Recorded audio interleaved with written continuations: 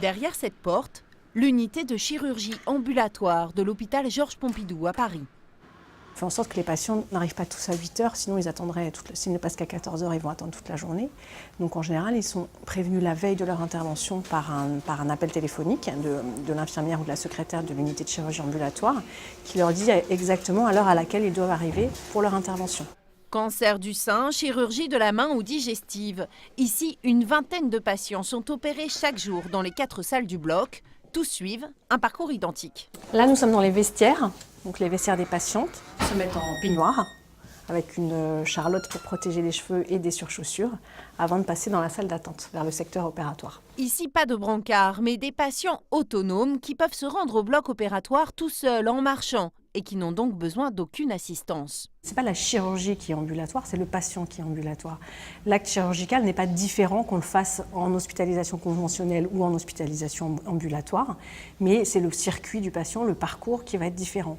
Et ça impose aussi de déléguer une certaine part des responsabilités du médecin vers le patient, puisque le patient va être vraiment acteur de sa prise en charge, il va être plus autonome, plus autonomisé, puisqu'il doit être capable d'alerter si jamais ça ne se passe pas tout à fait normalement comme ça devrait en tout cas. Après le bloc et la salle de réveil, direction la salle d'aptitude à la rue.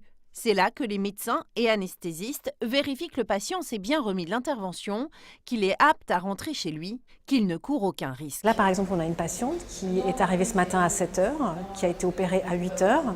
La chirurgie a duré de 8 heures à 9 heures à peu près. Elle a une chirurgie de la main sous anesthésie loco-régionale. Elle a été ensuite surveillée un petit peu en salle de réveil, pas très longtemps puisqu'elle n'a pas eu d'anesthésie générale. Là, depuis 10 heures, elle est dans cette salle d'aptitude à la rue. Elle va manger et puis si tout va bien, à midi, on va la laisser rentrer chez elle.